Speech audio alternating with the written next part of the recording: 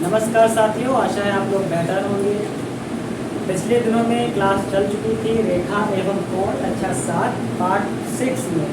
आज आपका स्वागत है पार्ट 7 में रेखा एवं कोण में एनसीईआरटी बेसिक मैथ में। हम लोग पहुंच चुके थे एक्सरसाइज 5.1 पर। तो आज हम लोग चर्चा करेंगे प्रश्नावली 5.1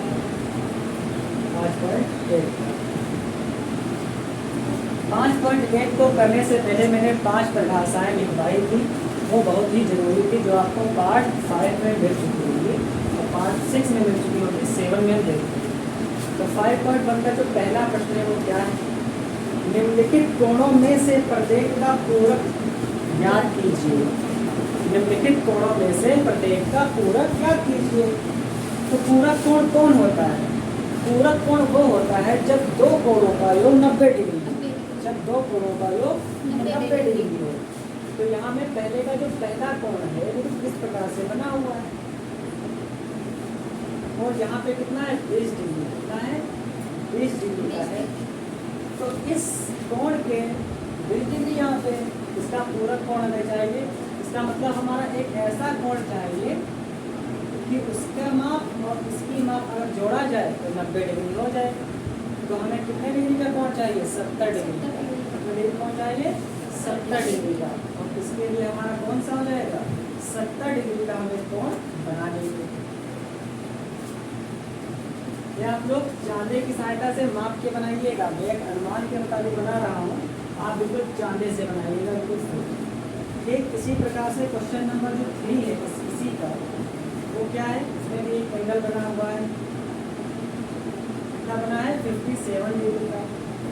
तो इसके लिए पूरक कोण हमें कौन सा चाहिए? 90 से 57 घटा दें तो कितना बचेगा? यहाँ बचेगा 3 और यहाँ कितना बचेगा? 3। मतलब हमें 33 डिग्री का चाहिए। कितना डिग्री का चाहिए? 33 और 57 कितना हो जाएगा? 90 हो जाएगा। ठीक। तो पहले वाले जो 20 डिग्री का है उसके लिए पूरक कोण कितने डिग्री का हो? 70 डिग्री का। और जो तीसरा नंबर प्रश्न है इसी का 57 डिग्री का है, उसके लिए पूरक कोण चाहिए 33 डिग्री का। मैं आशा करता हूँ क्वेश्चन नंबर 2 लग जाएगा। ठीक। इसी का जो 2 नंबर है वो लग जाएगा। ओके, आगे बढ़े।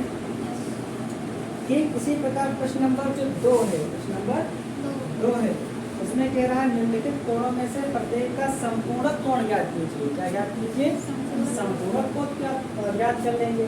पहला क्या है? 105 डिग्री। तो जो पहला बना हुआ है वो 105 डिग्री बना हुआ है।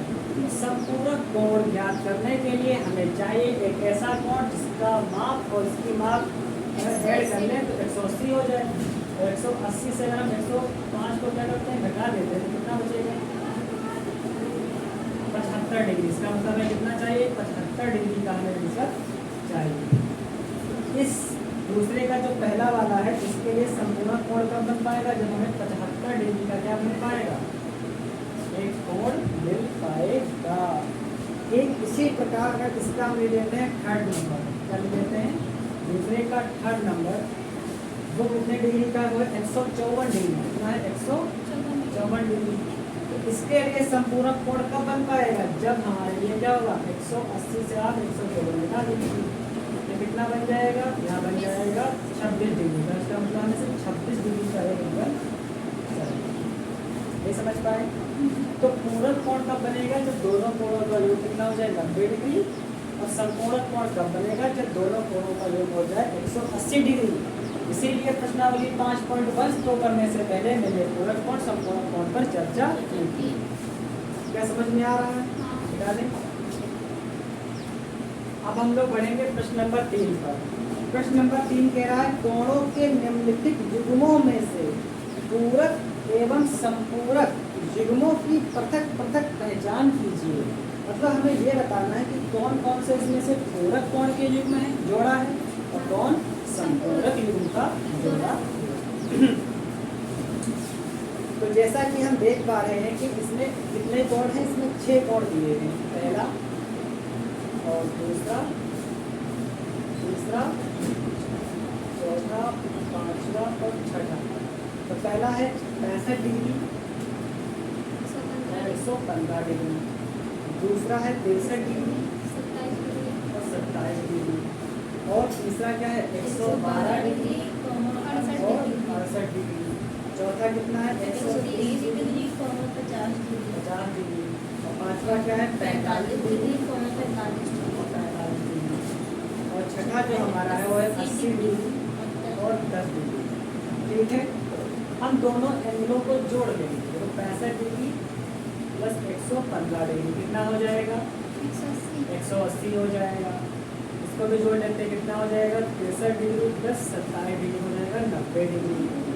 इसको भी जोड़ लेंगे, कितना हो जाएगा 112 डिग्री प्लस 68 डिग्री हो जाएगा, ये हो जाएगा 8 9 10 और 6 7 180 डिग्री। ये कितना हो जाएगा 130 डिग्री प्लस 50 डिग्री, जो भी हो जाएगा 80 डिग्री 180 डिग्री। इसको अगर हम जोड़ेंगे 45 डिग्री प्लस 45 डिग्री तो ये हो जाएगा 90 डिग्री। इसको जब जोड़ेंगे 80 डिग्री प्लस 10 डिग्री हो जाएगा 90 डिग्री। हमें पता है जब दो कोणों का योग कितना होता है 90 होता है तो पूरक, और 180 होता है तो समपूरक। तो लिख दीजिए ये है समपूरक, ये क्या है पूरक, ये क्या है समपूरक, ये क्या है समपूरक, ये क्या है पूरक, ये क्या है। हमने क्या कर लिया समपूरक और पूरक को अलग अलग कर दिया। आई होप आप समझ पा रहे होंगे। एक मिटा लें। प्रश्न नंबर 4 की ओर बढ़ते हैं। प्रश्न नंबर 4 क्या कह रहा है, ऐसा कोण ज्ञात कीजिए जो अपने पूरक के समान हो। 4 नंबर प्रश्न, पूरक के समान हो। पूरक बनने के लिए हमें क्या चाहिए, कोई दो कोण चाहिए, कोई दो कोण चाहिए जिनका योग कितना हो 90 डिग्री हो। इसका मतलब क्या होगा, ऐसा कोण चाहिए जो अपने पूरक कोण के समान हो। इसका मतलब 45 होगा। तो 45 और 45 कितना हो जाता है 90। तो 45 जो है ये अपने पूरक कोण के क्या है समान है। इसका 4 नंबर का आंसर तो 45 होगा। इसे समझाने के लिए बात लिखी, लिखने की कोई जरूरत नहीं है। 45 डिग्री, क्योंकि 45 में 45 डिग्री का मान लीजिए कोई कोण हो, 45 डिग्री का मान लीजिए कोई कोण हो। इस कोण को अगर हमें पूरक बनाना है तो हमें एक और 45 डिग्री की कोण की क्या होगी, और ये दोनों क्या है समान। ठीक इसी प्रकार प्रश्न नंबर जो 5 है वो कह रहा है ऐसा कोण ज्ञात कीजिए जो अपने संपूरक कोण के बराबर हो। तो संपूरक कोण मतलब मान लीजिए एक कोण 90 डिग्री का है, इसको अगर संपूरक बनाना तो एक और 90 का चाहिए। इसका मतलब 5 नंबर का जो आंसर होगा वो 90 डिग्री। तो 4 नंबर का आंसर कितना हो जाएगा 45 डिग्री हो जाएगा। ठीक है, ओके। प्रश्नावली 5.1 में प्रश्न नंबर 1 2 3 4 5 कर लिया है। इसके अलावा बेसिक मैथमेटिक्स के अनुसार पढ़ने की कोई जरूरत नहीं है। अब हम लोग आगे की ओर बढ़ेंगे और अगली हेडिंग हमारी कौन सी होगी, वो होगी प्रतिच्छेदी रेखाएं। प्रतिच्छेदी रेखाएं कौन से नंबर की हेडिंग होगी, ये 6 नंबर की हेडिंग। 6 नंबर में आप हेडिंग डाल लीजिए रेखा युग्म। रेखा सिंपल सा डालिए रेखा युग्म। इसकी जो पहली है वो है प्रतिच्छेदी रेखाएं,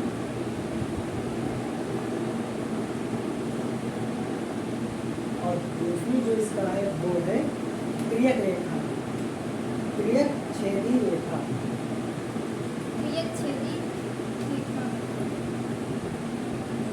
अब इन दोनों को समझने के क्या होता है समझ लेते हैं। कोई भी दो रेखाएं, कोई भी दो रेखाएं जो किसी एक बिंदु पर क्या हो आपस को काटती हो, क्या हो काटती हो। तो मान लीजिए कोई दो रेखाएं और आपस में किसी एक बिंदु पर क्या करती हैं काटती हैं। तो ये मान लीजिए रेखा जिसका नाम L है और इसका नाम क्या है M है। तो L और M और किस पॉइंट पर काटती हैं तो क्या कहेंगे रेखा L और रेखा M प्रतिच्छेदी रेखाएं हैं जो आपस में बिंदु को पर प्रतिच्छेद करती हैं। ठीक, अब मान लीजिए कोई एक रेखा है लेकिन उसको कोई दो रेखाएं काट रही हैं, उसको कोई दो रेखाएं काट रही हैं। तो मान लीजिए ये P रेखा है, ये रेखा L है, ये रेखा M है।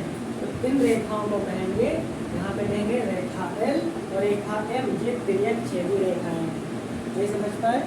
डायरेक्ट छेदी रेखाएं क्या होंगी, वो एक ही रेखा को दो बार अलग अलग पॉइंट पर काटेंगे। मान लीजिए M पर, इसको P पर, इसको Q पर काट रहे हैं, इसको R पे काट रहे हैं।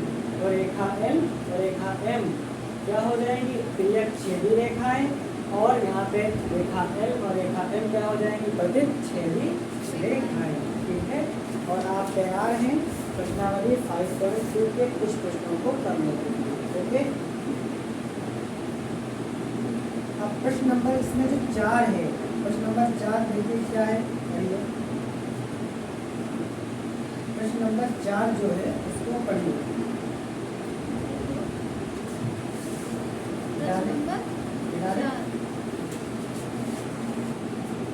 अब हम लोग पढ़ेंगे 5.2 का प्रश्न नंबर 4 की ओर। x का मान निकालना है, x का मान निकालना है। कह रहा है यदि l समांतर है m को, मतलब पहले नंबर में क्या है, जो l वाली रेखा है ये समांतर क्या है m के, मतलब ये दूरी और ये दूरी क्या है, बराबर है। ठीक, तो x का मान निकालना है। तो x का मान हम कैसे निकालेंगे, हमें पता है, क्या पता है, जितना ये होगा उतना ही ये होगा, ये नियम होता है। अगर x डिग्री क्या है, 110 डिग्री यहाँ पे है, 110 डिग्री क्या हो जाएगी, यहाँ पे है।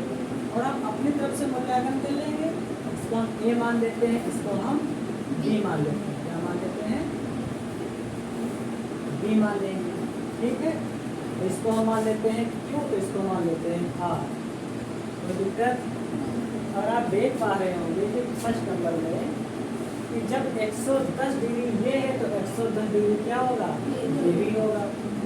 एक ही भुजा के साइड के कोण क्या होते हैं, समान होते हैं।